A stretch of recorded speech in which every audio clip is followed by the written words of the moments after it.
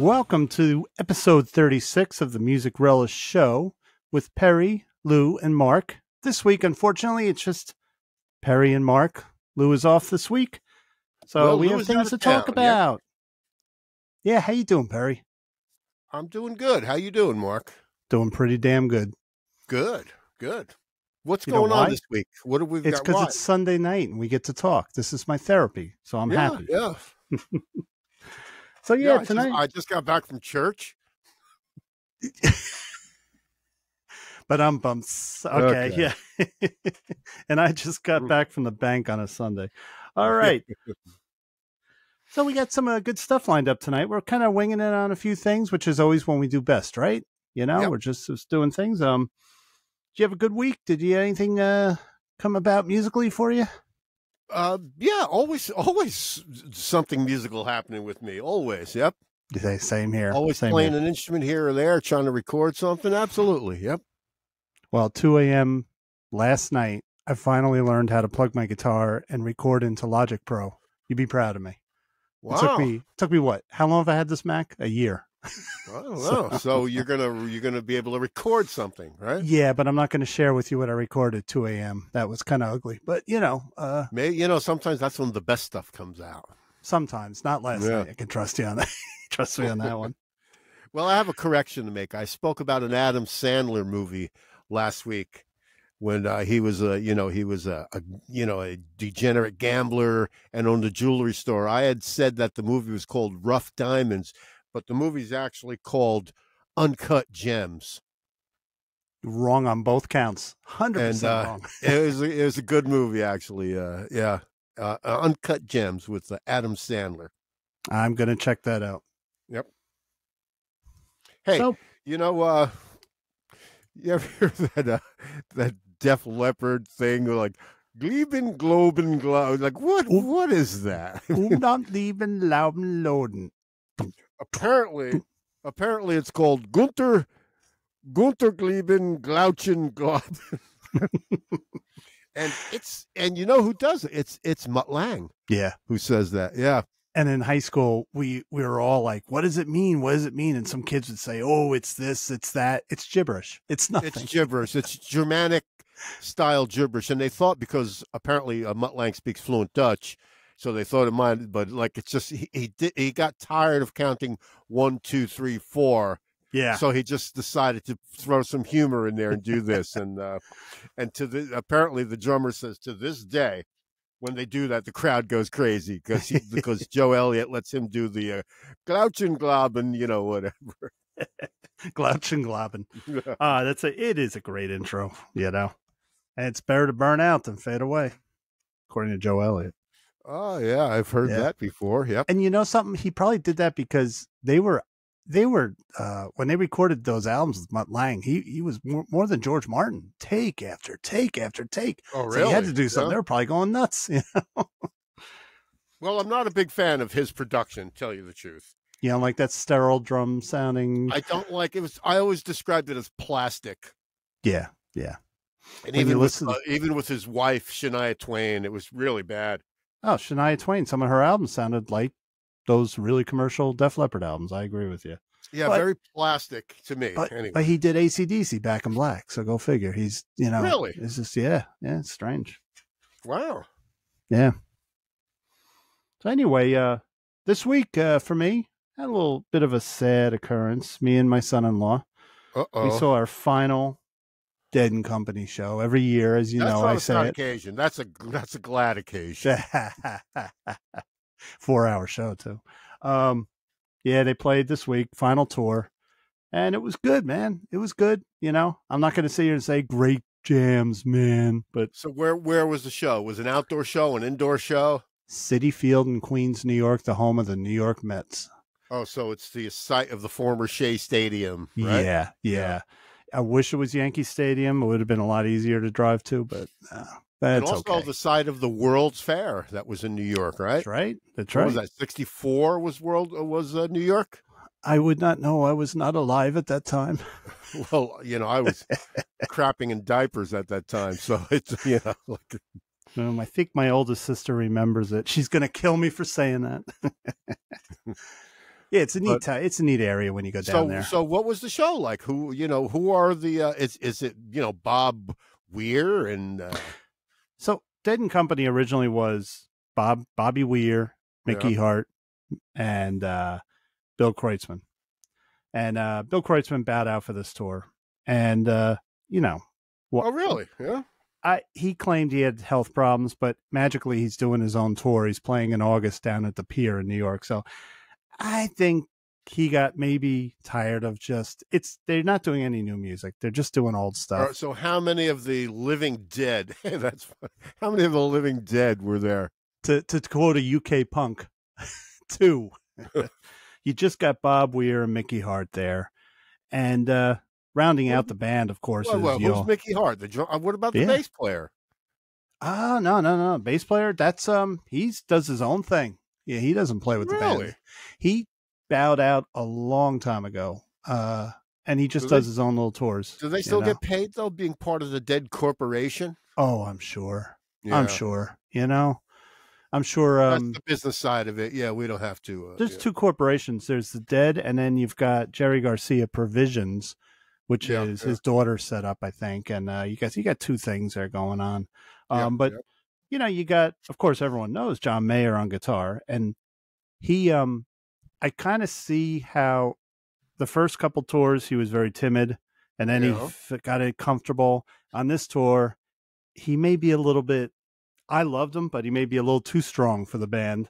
So I think he's 30 years younger than anyone else in the band, isn't he? Yeah, but just the way he played, it was just very strong. Wailing. He wailed. It's the first time you heard. You hear a Guitar Hero. I've heard him play guitar a lot, and I am not a John Mayer fan. I have to tell you. I know you're not. I am. I don't like that incessant noodling. Well, he does that, of course, for the show, but I don't like that incessant noodling on guitar. Yeah, all around through. Yeah. See, I like it only because I think I'm hearing a saxophone or a trumpet or a piano. But filling out the band, the bass is played by a guy named Oteil Burbridge. Now, I don't know if you remember him, but he used to be with the Allmans, and he's been around for a long time. He was a member of the Tedeschi Trucks band. That band I've heard of, yeah. Yeah, and Allmans. He was with Allmans when they reformed up until they broke up. He's an excellent bass player. Then he got filling in on drums was a guy named Jay Lane, who I was very impressed with, and he played with Rat Dog with Bob Weir, and he plays with Bob Weir's current band, the Wolf Brothers, which has Don Was on bass. Wow. Not the biggest fan of the band, but I think I'll get into him the more I hear him. And he also played with Primus. That's an interesting band to play with. Yeah. And then go ahead. What was Don Was? Oh, Was Not Was. That was Was. Yeah. Doing the dinosaur. What was that song that they had? Doing the something. I don't know. The dinosaur song. But who has he produced? Rolling Stones. Oh my God, he knows how to use the studio to make Mick Jagger sound younger. Yeah. So there's a good Yep. He's got a lot of patience. Does it well. Yeah. Yep. And then on keyboards was a guy named Jeff Chimenti, who I never heard of him before this, and he's another one. He's a member of the Dead family because he played with Rat Dog as well. And he's played with Phil Lesh, the original bassist. And the kind of thing to note is I just found out that the Hammond B3 that he uses, I wish I knew this every time I saw him, was Brent Midland's Hammond B3. Brent Midland was the keyboardist that came in 1980 when they did Alabama Getaway. He was my favorite Dead keyboardist. You get all these people that go, oh, Pigpen and all that. That was actually a hit record for them. That was. He actually played on their biggest albums because... a hit song. Yeah. Alabama Getaway. And then they had built... I Will Survive, whatever the name of that song is. I remember that. I kind of like the Alabama Getaway, Getaway. The only way to be is to... Yeah, that was a good song. Yep. Yeah, I like their singles. I'm a kind of a minority in that with Dead fans, but I like hearing them, their studio albums. So. Well, I like that because I got to the friggin' point. There wasn't 8 minutes of guitar noodling, to get to the point. It was a song. Here it is. 3 minutes. But here's a song. When they played it the other night, John Mayer went off.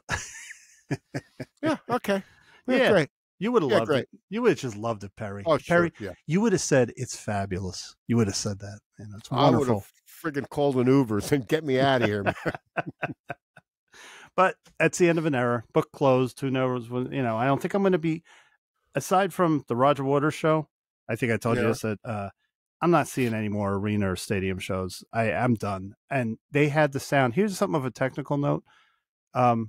Baseball stadiums historically are horrible places to see concerts, but the Dead finally did what I imagined a band should do. They had these, you had the PA hangs in like columns hanging. So they had these little wheeled things, like mobile things that they could hang PA columns, and they strategically placed them facing different areas of the baseball stadium.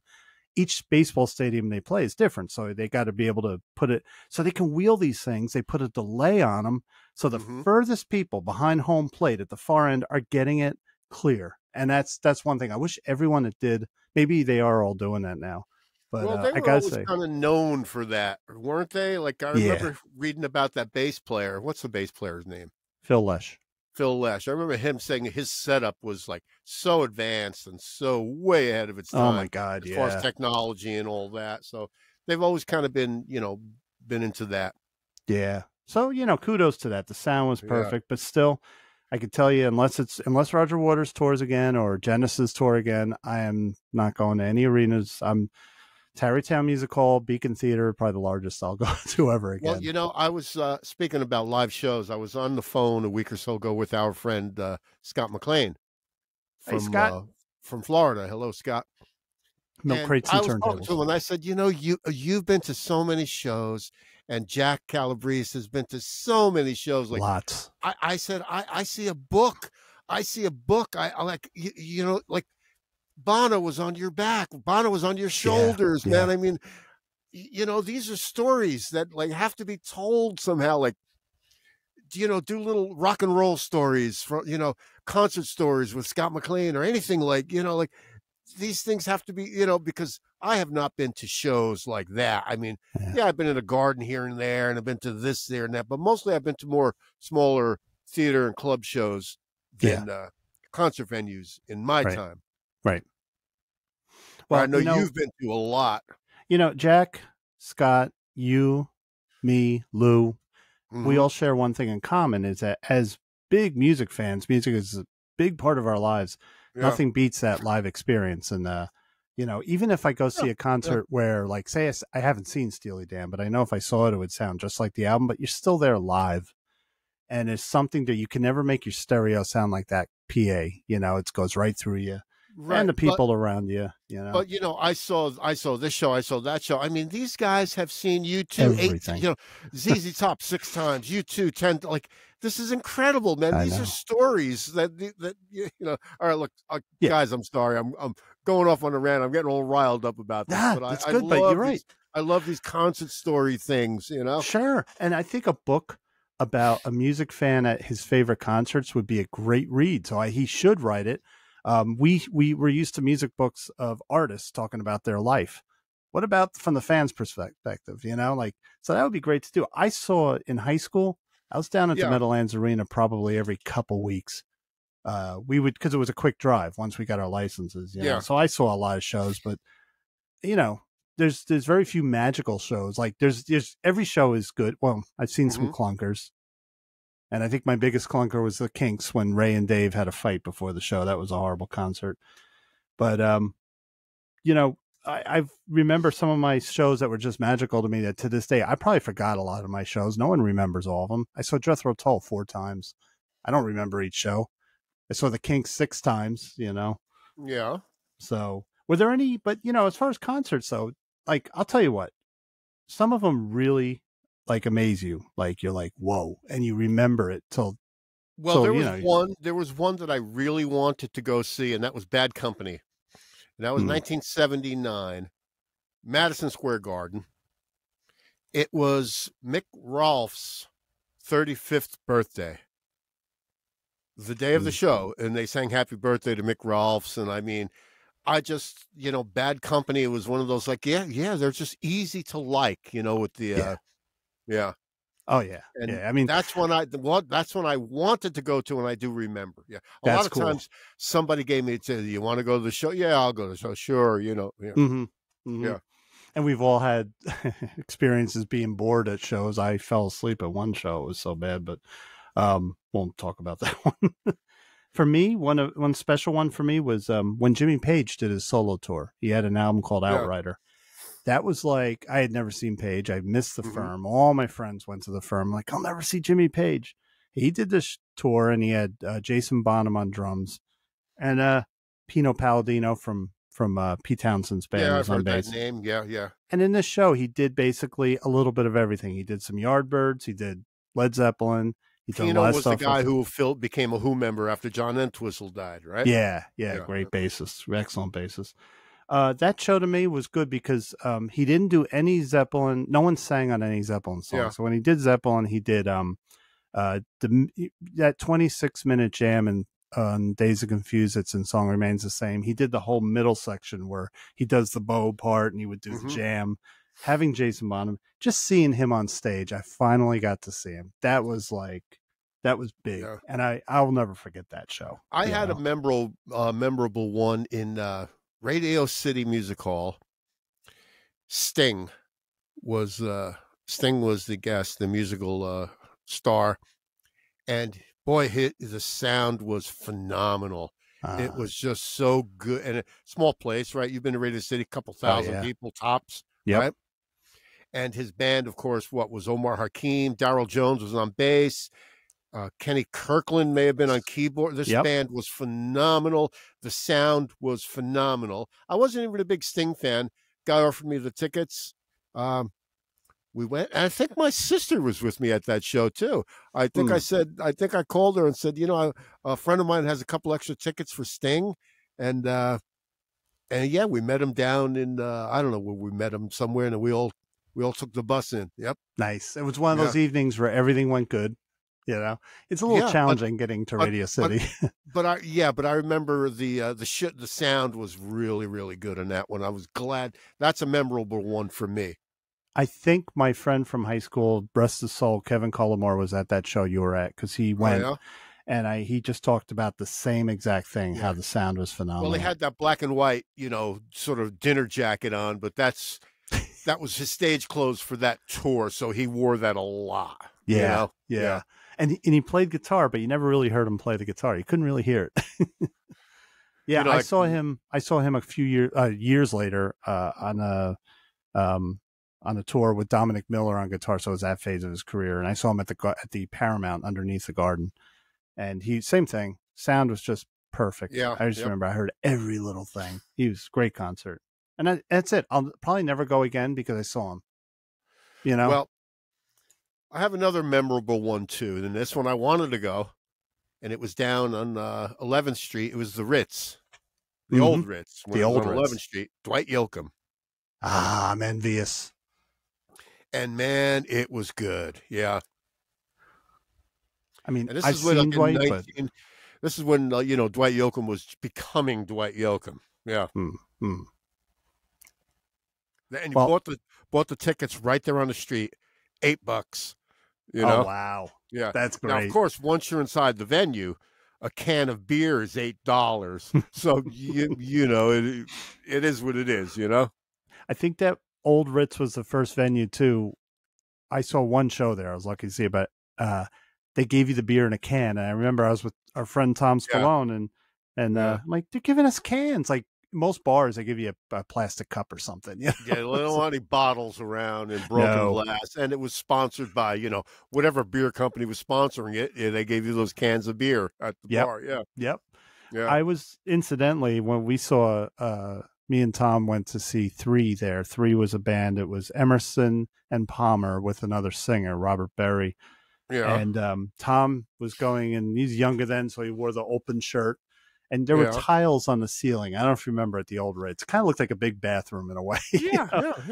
During Carl Palmer's drum solo, when he's doing the double basses, one of the tiles fell off and just scratched his chest, right? So after the show, he's like, should I sue? I said, Tom, whatever you got in your body from that tile, you may not be alive to sue. I think you should go to the hospital. But well, what are you going to sue? We're going to sue, the asbestos company. Yeah, and I used the bathroom. Not, I know it's not CBGB's, but I remember using the bathroom. You had to go down a flight of stairs. I remember that. So at where? At the old Ritz, right? Yeah. Yeah. I was glad I went. Because it closed up right after we saw that show. So, Yeah. you know what? A special concert for me, and a lot of my special concerts have been in like the last 10 years because I've gotten to see a lot of bands that I thought I'd never see. So I'll just pick a newer one is the first time I got to see King Crimson in Red Bank at the Count Basie Theater in New Jersey.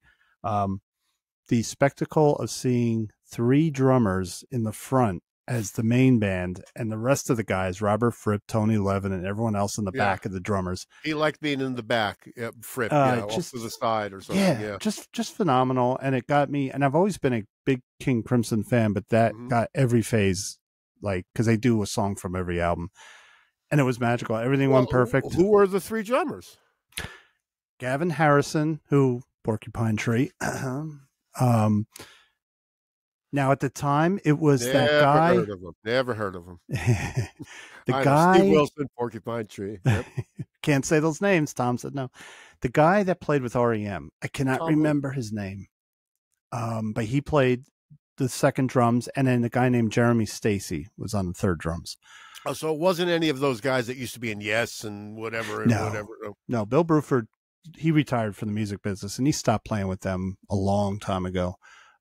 But the one guy that was there from the 80s, King Crimson, was Tony Levin. And anytime I can see Tony Levin play, I'm happy. Yeah. Yeah. Yeah. He was the guy with Peter Gabriel, right? Played a lot of shows with Gabriel. And he did the stick, that weird sound. Yeah. He looked like he had cigar tubes sometimes on his fingers, and he slapped the bass or something, right? Right. And I was on Robert Fripp's side of the stage, and to watch him is fascinating. He is so methodical. And he's English. Understated, yep. He just sits there and he thinks and he does his stuff, and he doesn't even face the audience. He's facing the band, and he just calmly does his Frippertronics. He does these wild heavy metal sounding guitar things, but he doesn't move. He just stays still, Yeah, I mean, I heard the stories about where when Bowie was in Berlin recording, and then they asked Fripp to come in, and he would come for a day or so to add guitar parts, like on fashion. Yeah. Fashion. Robert Fripp comes in and does all that wacky guitar work. Like, yeah, man, this guy is something else. Yeah. He also played on Daryl Hall's first solo album, Voices, and he produced it. And Daryl Hall, in turn, sang on his first solo album. And they have a friendship. Those two are like, I want to go into that in the future because I read a little bit about that.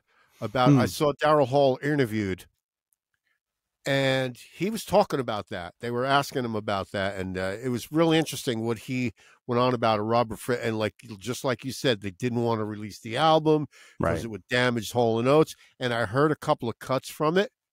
It is really good, really good. Yeah. Really interesting, very interesting. In other words, Daryl Hall was taking an artistic step in a different direction, which is what artists do, right? Yep. And then the record company read him the riot act and pulled him back in. Well, yeah. But it's going to have a re-release and all that stuff. And absolutely at some point. Another think of one. Yeah, go for it. I can think of one that I wanted to go to and got tickets for it, and it was Lou was with me. In fact, we saw Camper Van Beethoven. And that was a band we both liked, and it was a good show. Yep.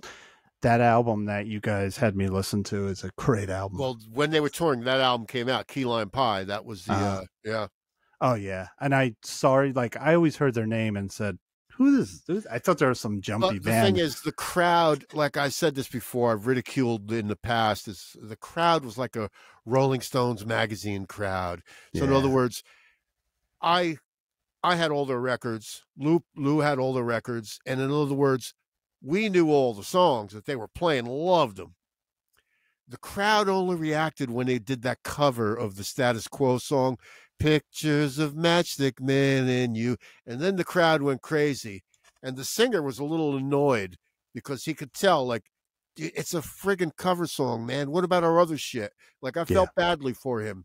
Yeah. Dave Lowry, I think, is the singer's name. Like, but you can tell. So in other words, that's why I say the Rolling Stone magazine crowd, you don't really like them. You only like when they do cover songs. You like Los Lobos because they do La Bamba. Right. Like, don't bullshit me. Yeah. All right. Look, yeah. I'm sorry, man. I'm going off on a rant here. Sorry, guys. Sorry, Scott. Sorry, Jack. No one can do a rant like Scott and Jack. Come on. But no, they're much more of a like I never knew how good they were. And after you guys told me to listen to Key Lime Pie, I listened to some of their other stuff, and they were a great band. Great band. I judged them by their name. And stupid me. That was wrong of me. You know, it's a funny name, Camper Van Beethoven. Yeah, I'm like, silly name. Who's going to listen to that? Well, they came out in the 1980s, so a lot of people actually would listen to them. Yeah, not me. I dumb. You miss bands, you know. A special show for me was right up the road from me. I live in Rockland County, New York. I'm 30 miles outside in NYC. Yeah. What's the number on the street that you live on? Toyd. No. I drove 20 minutes up the road to Spring Valley. There used to be a rock club there called World Stage, and I saw Robin Trower there. I see it in magazines, like show at the World Stage. Yep. So we saw a lot of shows there. Of course, we saw Ready for This, Tom. I don't have any wine, but Zebra. We saw him there if you're done. But anyway, you're talking about Tom Spallone. Yeah. Okay. Tom Spallone from somewhere in Florida he is now, right? Yep. He'll be back one day on podcasting. But I saw Living Color there. Remember the band Living Color? Yeah, I saw them. So they put out Saw them at the Ritz. Yeah. So they had their first album, Vivid. Then their second album, I can't remember the name, drawing many blanks. But their second album, to me, that had Elvis Is Dead on it. That was my favorite. Vernon Reid was the guitar player, right? Yeah. They're really good. I saw them. Yeah, they were good. So a bunch of friends said to me, do you want to see Living Color? And I said, yes, let's go. And I expected to have a good time. Yep. I was not prepared for the intensity of the show. And I also wasn't prepared. That was the first time I got caught in a mosh. I didn't know people moshed to Living Color. So I'm up near the stage, and the intro to their big hit, Cult of Personality. You have that intro tape playing. Yeah, yep. And I'm like, this is going to be good. As soon as Vernon Reid started playing the riff, everyone started moshing. I was never so fucking scared in my life. I got the hell out of there. I just put my head down, Oh, you didn't get bloodied up? Oh, I don't want to. So I stood in the back up against the wall. But just from start to end, that show was nothing, no downtime. It just never stopped. That was a life-changing experience for me. Yeah. Maybe we one day we'll talk about shows that we didn't really give a shit about. Like, you want to go to, like, I've been to a couple of shows like that where, like, somebody says, I have tickets for the Outlaws. You want to go? Like, yeah, okay. Who's opening act? Molly Hatchet. Okay. Like, I know. Scott, I think I told Scott on Milk Crates and Turntables, but we walked out of the Cult when they played. We went all the way to Nassau Coliseum in Long Island to see him because the opening band was Bonham, Jason Bonham's band. Yeah. And my friend's, Chris's girlfriend went to Hofstra at the time. So we go to the show. Yeah. Bonham was great. It's an arena. It's Nassau Coliseum. And then the Cult come out, and we're looking at each other like, we just didn't feel it. There was something. And now Scott told me what to listen to, and I'm like, they were a good band, but we walked out and we drove all the way back to New Jersey from Long Island. Maybe we should have stayed, but I'll tell you though, another stinker for me was the Kinks when Ray and Dave had the fight, and they came out almost an hour late and did an hour-long show, and Dave Davies' back was to the audience the whole time, and I'm like, you know what? That was the last time we saw the Kinks. Yeah, I didn't mean to, like, let's stay on, like, the memorable shows. Like, I saw the Kinks at Asbury Park Convention Center, I think it was called, in Asbury Park, New Jersey, and the Kinks played there. A couple thousand people. They were really good, but this was at the time when they had Superman, I Want to Be, those kind of things. Low budget. Yeah.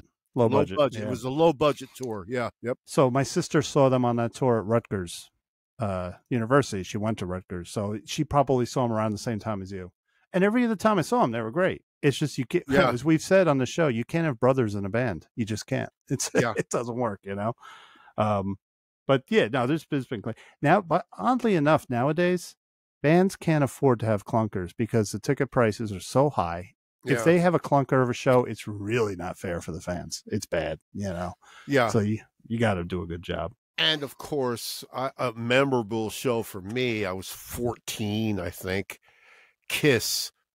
at the Capitol Theater in Passaic, New Jersey. I've told this story in the past where, like, it's a theater with 3,000 people and they're blowing off fucking bombs inside the theater. Pyrotechnics, like, inside of a theater. Like, do you think a fire department would let you do that today? Right. Yeah. And it was that theater was a fire trap. It was loud, man. So loud. I mean, I hurt my ears, and you could feel it in your heart, you know, with that with that mega volume. Yeah, yeah. Had I known better, I would have put earplugs in or something, but too late now. So you saw them pre-Alive, pre-Rock and Roll Night, before they were really big. I think they had I think they had 2 records. I'm not sure. It was the mid 1970s at the Capitol Theater in Passaic, New Jersey. Yeah. Yeah, they only had a couple albums out because they put 3 albums out before Live. So that is really rare. Like, that's a concert to remember because you saw them before they were world famous. That's really They may have had that they may have had that 3rd Just to Kill album out. Okay. I'm not sure because I think they did play, like, I remember playing Firehouse. I remember they played Firehouse, so that was on their first record with the swirling cop lights and all that, you know, and Cold Gin, you know, it's Cold Gin time again. But you know what but what I noticed out of them, like the drums were the worst musician there was the drummer, Peter Criss. Yeah, worst one there. Yeah. Wow. He had a little bit of a light touch, or was he off time? Did he lose the time signature? I don't know what he could just. No, it's not that. I can just tell that was the weakest link. Yeah. Of what was going of the spectacle. That was the weakest link. Yeah. Yeah. Well, I'll tell you what. For me, I've mentioned him on the show. He's not rock and roll, but Tom Spallone took me to see Pat Metheny Group doing a warm up show for the album that's called Letter from Home, which was it's, believe it or not, it was a smash hit jazz album. It was really big. And we saw him in Port Chester, New York at the Capitol Theater, kind of like the album wasn't out yet. And they were doing a show, getting ready for the big tour.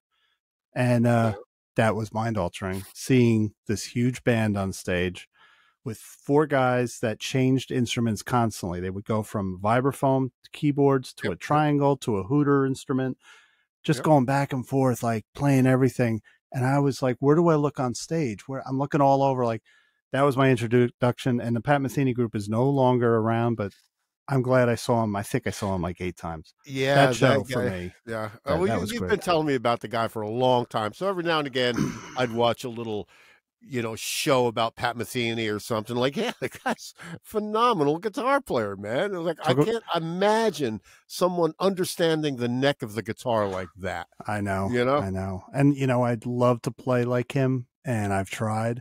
I got his tablature book so I could read it. I couldn't play the chords. It's like you got to put one finger here, one finger there, well, one you finger. Don't play like him. You got to play your own. You got to be who you are. You are who you are. You know. But jazz is my one regret in life is not learning jazz young. I wish I could play jazz. I can play jazzy chords, but jazz guitar players are amazing.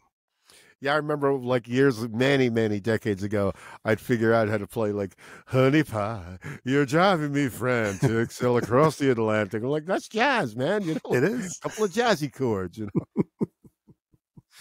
For You Blue, and you know my name, look at my number, that's jazz too. Come on. Yeah, yep.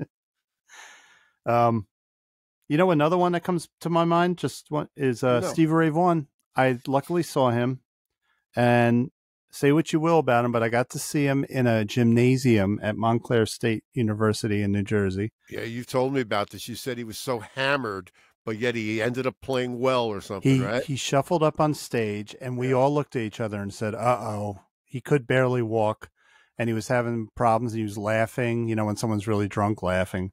But once they kicked in, he was on. That guy just, I don't know how he did it. But it was, like I said, it was a gymnasium. We're right up against the stage. I got to see him up close. And after that, he kind of took off really big.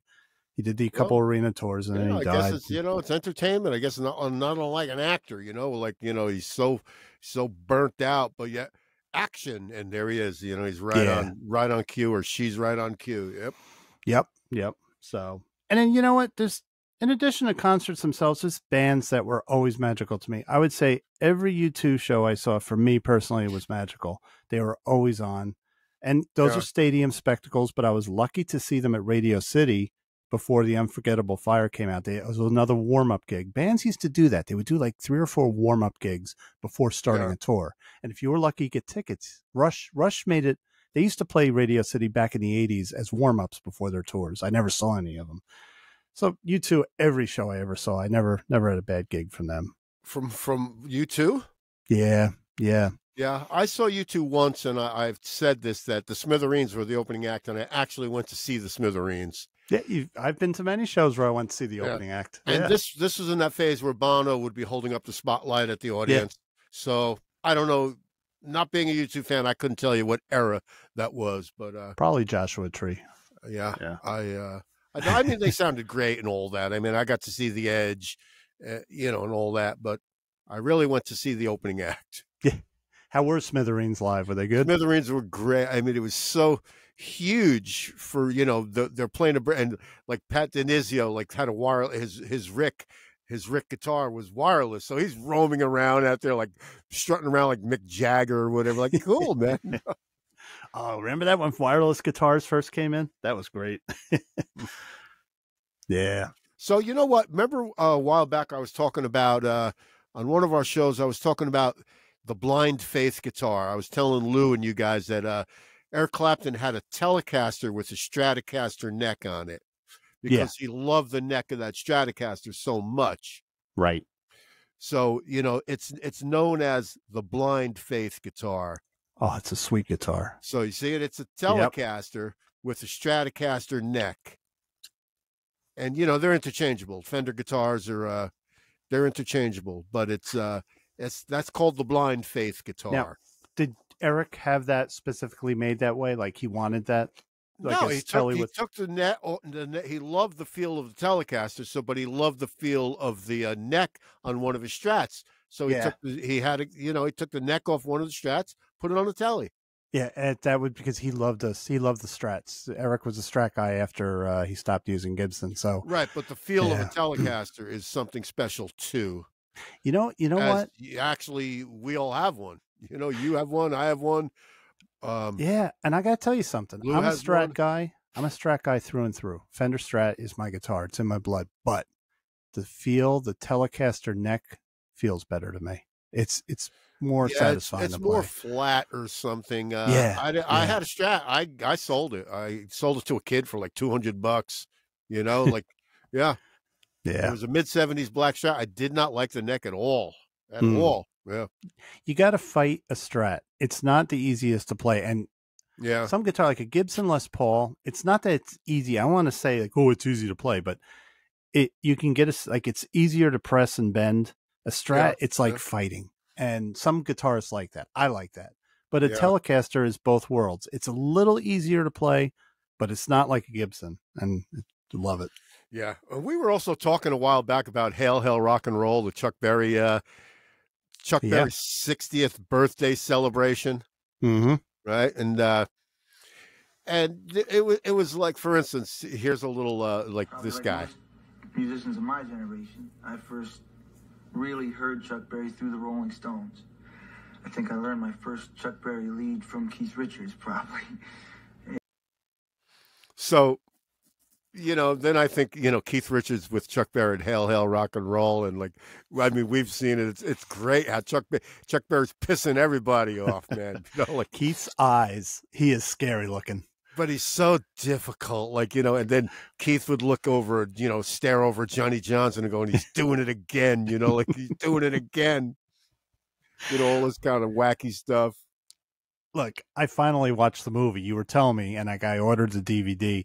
Yeah. And when Keith first, like in that first rehearsal where he said, your amp sounds like crap and it's going to be on tape forever and it's always going to sound like shit. Yeah. His eyes, the poor guy that he pulled a knife on in the 70s, that's the face that guy saw. But Chuck Berry, but he's like, he's talking about himself in the third person. He goes, if that's the way Chuck Berry wants it to sound, that's the way Chuck Berry, like you're talking about yourself, Chuck. Yeah. So like he has this thing that he annoys everyone.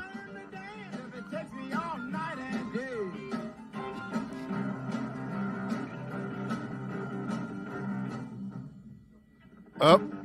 Yeah.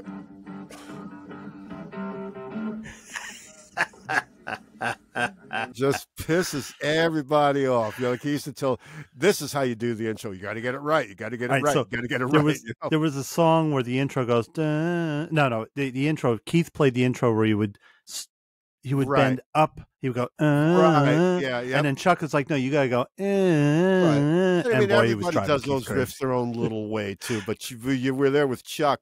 But then again, I feel kind of sorry for Chuck Berry too, because he got burned. We were talking about the other day, My Ding-a-Ling was his only #1 song, like or something like.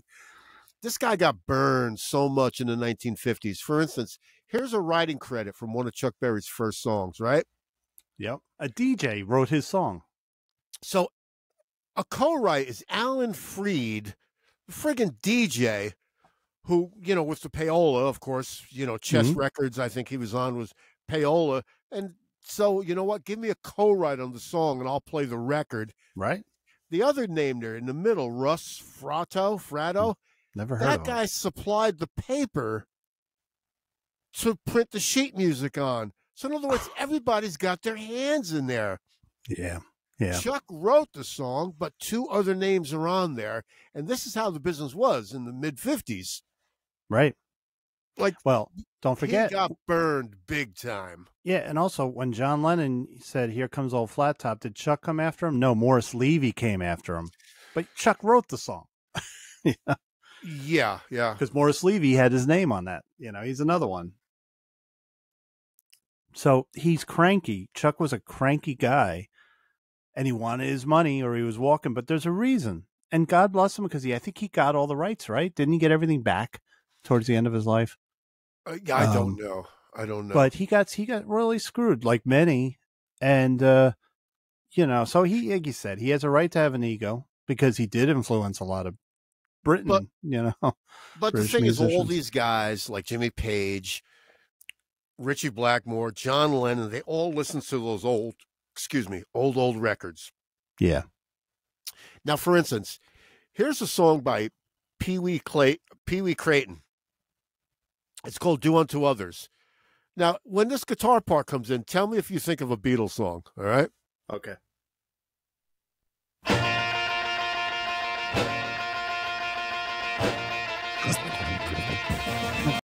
Right? Do you think John Lennon ever heard that record?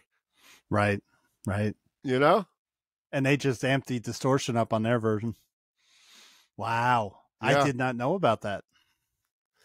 Right. But it's not, it's an inspiration. So in other words, you're not ripping it off. True. But, there's a song we've all heard. You've heard it. I know. Bobby Parker, "Watch Your Step." Now, when I hear this guitar riff, I hear Led Zeppelin. I hear Deep Purple. I hear a lot of these things. Let's see if you pick up on it. Okay.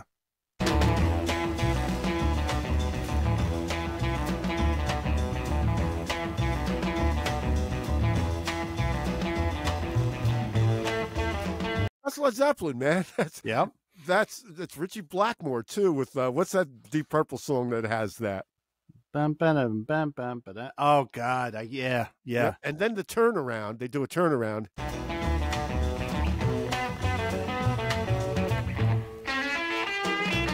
Oh yeah, it's Moby Dick. This is Jimmy Page, and this is Ritchie Blackmore. But like, they appreciated these records so much. The inspiration was something. So yeah, you're saying that you wanted to play guitar like Pat Metheny. I can see why you would want to play guitar like Pat Metheny. Yeah. Well, you know what song I also thought of when you just played that? What? It's the drums made it sound like What I'd Say. What I say. Yep. Yeah. That Ray Charles. Yeah. And I love that drum sound, the way that guy's playing. Tell me what I say. Yep. Yeah. And so, speaking of Jimmy Page, and we talked about this a while back. You had brought it up. Here we go. Jimmy Page played with the Black Crowes. Oh yeah, it's great. And I have a short sample of an audio sample of them playing, Jimmy Page playing with the Black Crowes, and let's give it a listen.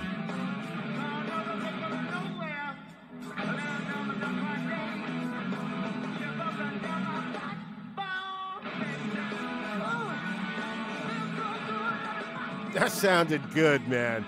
Mm-hmm. But you were telling me the story how they screwed it up. The brothers, what's in the Robinson brothers screwed it up. According right? to the drummer, he wrote a book, and I got to read it about Yeah. his time in the Black Crowes.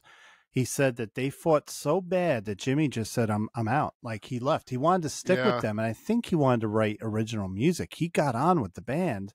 Now, don't forget, Page had just come off the Page Plant thing, and then Plant wanted to go do his own thing. So Page had did the David Coverdale album just to spite Robert Plant. And then he goes on with the Black Crowes. He does this tour of just playing Zeppelin music. Was it just to spite Robert Plant, or was it just a project that he wanted to work on? I mean, you know what? Page and Plant, their relationship reminds me of Mick and Keith. I mean, it's kind of like back and forth, yeah. But yeah, the Black Crowes, like, and then so it sounded so friggin' good. Can you imagine, Perry, if you and I had, say, Jeff Beck say, "I want to play with you guys," and you and I fought so much that he left, we'd be like, "The hell did we just do?" Like, could any of them admit that they fucked up? Well, I couldn't play guitar next to Jeff Beck. I mean, no, what I'm saying is that they had a legend, and Robinson sounded really good. He sounded singing those really Zeppelin good. songs. Yeah. Great. And That's a great album. And so, the Peter Grant was there. I found a little interview of like with Peter Grant, or Peter Grant had once said that, Led Zeppelin was so popular, you can put their album out in a paper bag and people would still buy it, and and they did. and they did. So I think I have something here. Grant once joked how Led Zeppelin's albums would sell even if they were packaged in a paper bag. So he decided to put his theory to the test. The LP's expensive cover art was concealed inside a brown paper bag. This way fans didn't know which of the 6 cover variations they would get. The album cover was designed by Storm Thorgerson from Hypnosis. He worked with the band on previous records, as well as the likes of Pink Floyd, Genesis, Yes and 10cc. Now, we talked about that one time, that we were going to find like Hypnosis and get all the album covers that they did and, do a thing like that, right? But yeah, Peter Grant, so he says, if Led Zeppelin put an album in a paper bag, people would buy it. Yeah, and they did, because there were 6 different covers or something. Yeah. And you got the collectors that come out. Ooh, now, what cover am I going to get? I never had the record, so I don't know what the covers even look like. Or It was a it's a very dark kind of theme. It's a guy reading a Dear John letter at a bar. Yeah. And it looks like it's in the Caribbean. So it's a sad album cover, and it's like kind of a film noir type look. He has that 1950s style white suit jacket and the hat. Yeah. So when you got the album, hat and whatever, yeah.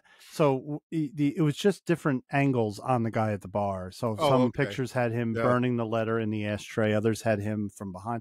The one I had was diagonally from the rear, and you saw a lady standing against the wall just staring at him like, you're fucked up. Yeah. And it's just, and then the bartender there's cleaning glass. But I think that was a great marketing scheme, and I don't think it ripped anybody off. I think it was a great idea. Oh yeah. Yep. Yeah. Can I mention an album to you? Yeah. Mike Oldfield, Tubular Bells. Ah. Now, I had this record. I gave it to you. I gave it away. You or Lou has it. But you're familiar with the record, right? Yeah. Yeah. I think the opening theme was used in The Exorcist or something. That's what made it. Yep. Yeah. That's what made it huge. And so that was like in 1972 and 1973. He recorded it, Mike Oldfield. And it was the first album ever on Virgin Records. Yeah. Yeah. And he played, with the exception of drums on one little part, he played most of the instruments himself. He played all the instruments, except on one part where there was a little drum section on like side 2 or something. Yeah. Yeah. And the vocals were him screaming, because Richard Branson wanted a vocal song he could release as a single. So I just read this last night. He went in the studio drunk, and he screamed and screamed, and the engineer recorded it at a higher pitch. So what you hear on the album, I think it's called like a caveman or something. Great. He was pissed off at Richard Branson, but Richard Branson released it. It didn't sell until... Well, Compromise is really just 2 pieces of music, side 1 and side 2. Mm-hmm. Right? And you don't hear that Exorcist thing really at all. It's only in the very beginning. Well, the album became so famous afterwards, it was commemorated on a stamp in the UK. Yeah. But it was recorded at The Manor, which is this place that was owned by Richard Branson. Yeah. Right? There's a manor in Oxfordshire. Yep. I like, yeah, I'd like to live at a manor while you're recording, you know? Yeah. Yeah. And he would go down to the basement and grab Richard's scotch all the time. Well, and he was granted the first side. He was given a week to do it because it was a busy studio. I mean, the Bonzo Dog Band would come in and lots of other bands would come in. XTC recorded English Settlement there. XTC recorded a few of their albums there. Yeah. Oh, I didn't know that. Yep. But they had an Ampex 16-track, 2-inch tape machine. That's what the main recording console was. Yep. And Mike Oldfield asked Virgin if they could hire the instruments. So he hired it. They got a guitar. They got thing. And John Cale, you know John Cale, I think he was in the Velvet Underground or something, right? But he's from Wales or something. They were doing a session there, and they were moving the stuff out. And he saw some Tubular Bells being carried out. And he asked if they could leave the Tubular Bells behind, and they did. And so it was Mike Oldfield, Tom Newman, and Simon Hayworth. The other two guys, Newman and Hayworth, they were the engineers that helped Branson build the studio. Yeah. And they were like, sort of house engineers. So what they would do is all these guys, they would go drinking at the pub, Mike Oldfield and the two engineers. Get bloody and then pissed. In the evening, they would come back, I guess, after the studio was empty or whatever. And, he got to do work over there. But it was an interesting process because there was one time where they accidentally erased something and had to start over again. But he also recalled the difficulty in when they were cutting the vinyl for the record. The vinyl they were using was too thin; it was too cheap. Yeah. So they wanted to. They requested a thicker vinyl, which was used for like classical recordings and stuff, and they did end up getting it. Yeah. Whatever Richard Branson wants. So this is what the recording process is like when you're playing all the instruments. Mike Oldfield did 274 overdubs in the studio and over 2,000 punch-ins. That credit to the engineers. That's all them. Yeah. The only electric guitar that he used on it was a 1966 Fender Telecaster, blonde colored. It was once owned by Mark Bolan. And that was the electric guitar that we used on the album. And they recorded the guitars direct injection. So in other words, when you're in the studio and you see direct box, this is a giant box that you plug your guitar into, and from there it goes directly to the board, to the sound desk, rather than miking an amplifier cabinet, which was correct until then. Everybody did that way. Yeah. And they recorded some guitars like at half speed and then sped it up to make it that. And there was a glockenspiel too. He played a glockenspiel on there. Oh, and the guy from the Bonzo Dog Band is on near the end of the first side. He announces each instrument. Well, he's the guy from. Remember the movie Magical Mystery Tour with the Beatles? Yeah. And they're in the tent, and that band comes out, and they're going, "Death Cab for Cutie," like the guy who's singing in the Bonzo Dog Band is the guy, Vivian Stanshall. He's the guy that says, "Just slightly distorted guitar, electric guitar." That's him. Yeah, the guy from the Bonzo Dog Band. Yeah, doing all that, and he was credited on the record as Master of Ceremonies. But he was. So what happened was he was allotted a week, and he finished the first side in a week. Amazing. Then the holidays came up, Christmas and New Year's he spent with his family, and then came back after that. And I think in like February through April, he finished side 2. It took a few months. Yeah, Richard evidently got a little impatient. Well, there was the thing too. Like he was getting impatient. It's like, let's get this done. But Richard was nice enough to let him stay at the manor while they're, while this is going on. So he told him when the studio's not in use, you can use it. Like, you don't, it happens to a few guys. Like Todd Rundgren had that luxury, and those kind of things. And he was young. Those engineers really guided him. Like they're as much a part of the album as he is. He learned his craft better, but he was on his own for the first time, and they were the guiding hands through that for him.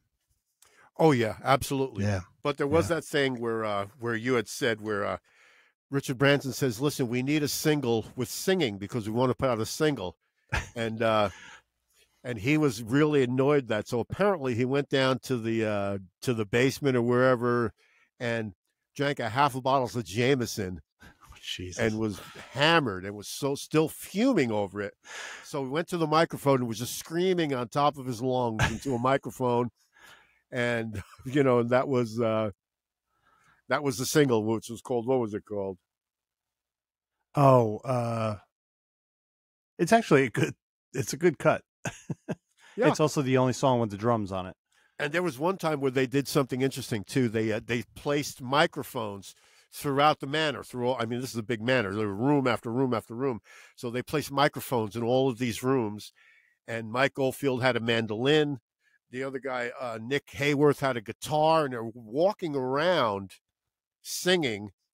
And room out, with Vivian Stansel from the Bonzo Dog Band, they're hammered. They're all friggin' hammered, walking around room after room, and it's like they're doing a tour of the manor because there's microphones in every room, so they're just walking around singing and talking and recording, and that'll probably come out on some box set or something. Actually, yeah. Well, it's funny you say that. There's been numerous reissues, and there is one box set that has that take. I'd love to hear it. I gotta see if it's on Spotify. Yeah. That must be so cool to hear. Yep.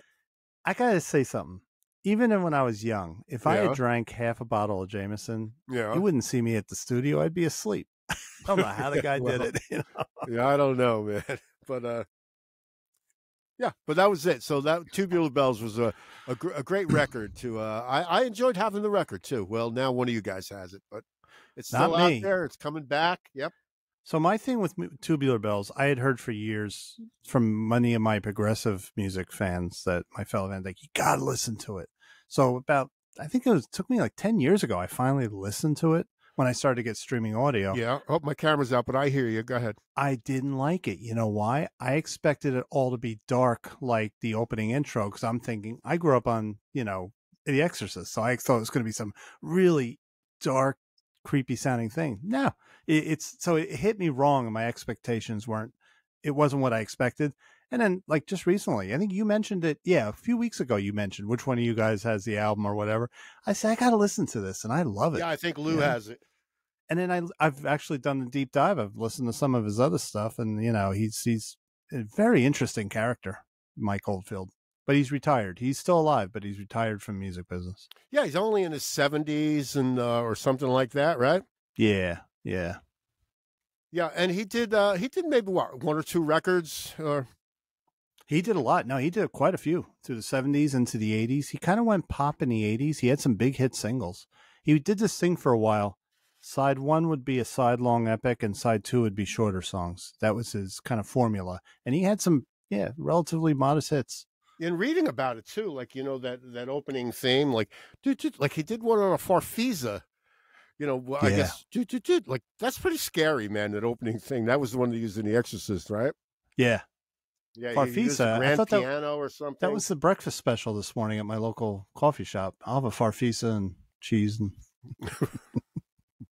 Oh, I'm going in the green now.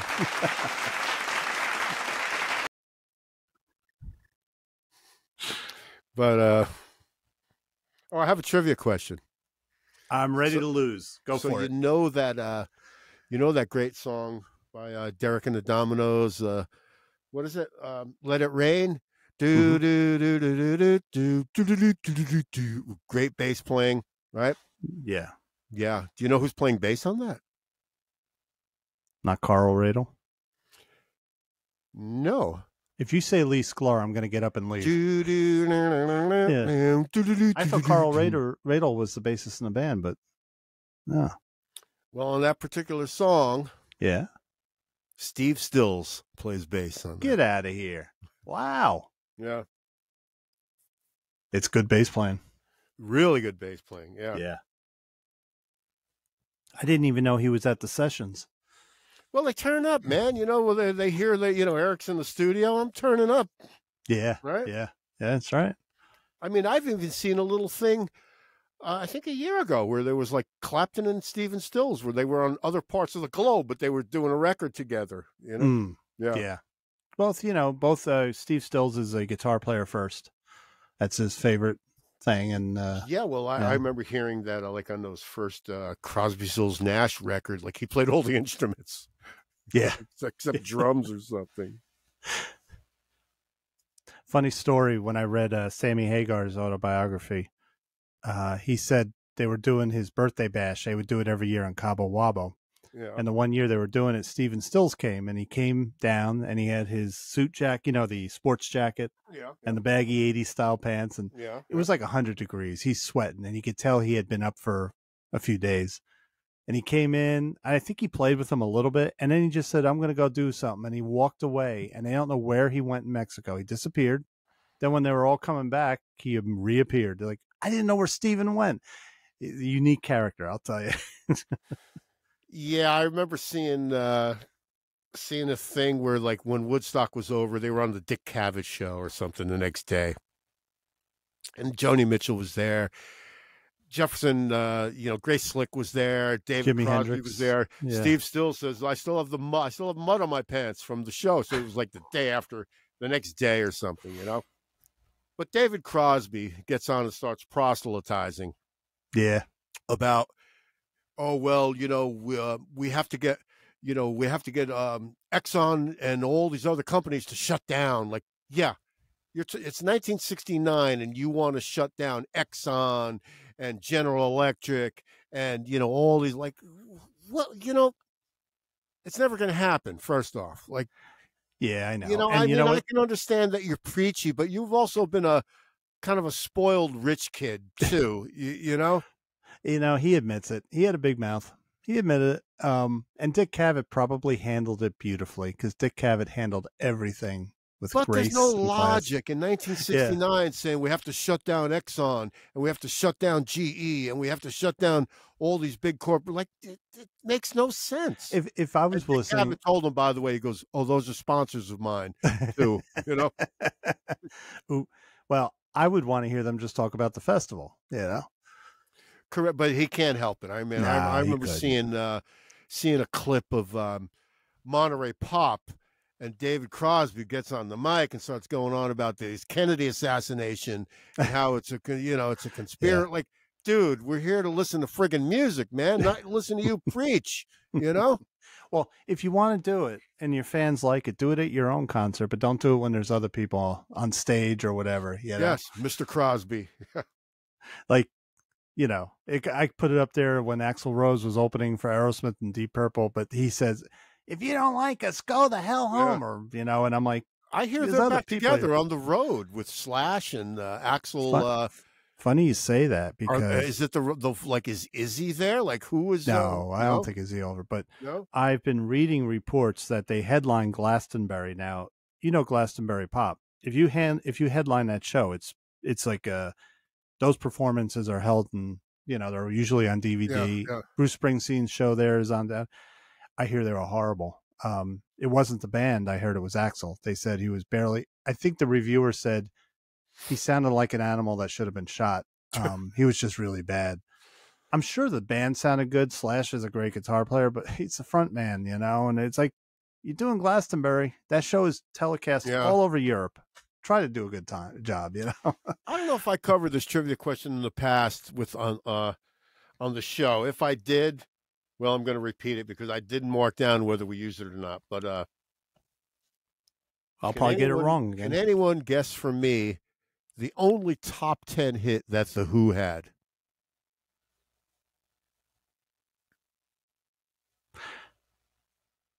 I'm going to go. You have asked it. I don't remember the answer. So okay. I'm going to go with Pinball Wizard. I can see for miles and miles. I can see for miles and miles. That's one of my favorite songs from them.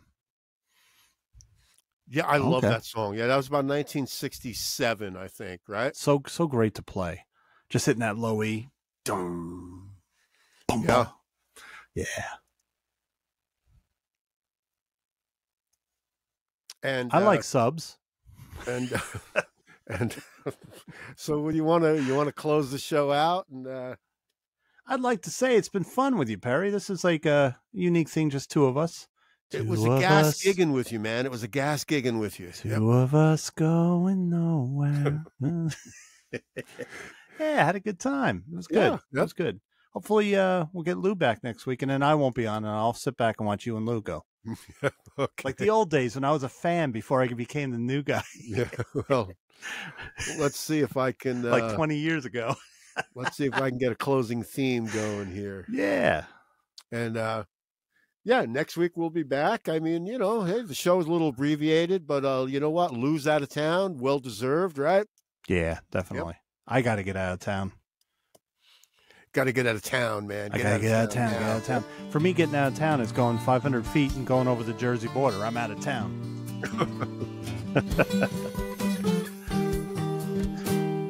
And I would also like to say that you are a bot because you still haven't been over my house. So I know you're a bot. I am not a bot. I proved it. I am Mac Bedroom, though. Yeah. Well, if you guys liked what you heard, we appreciate you listening. Please subscribe to us. If you're on a service that can subscribe or click like, we'd appreciate it.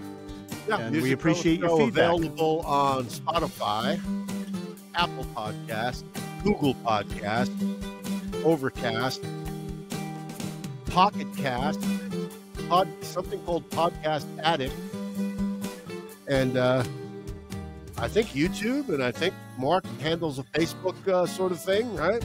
If we talk about a song, I'll put a link to the whole song on our Facebook page so you can hear what we're talking about. We're also available on Amazon Music, right, Perry? Amazon Music, yep.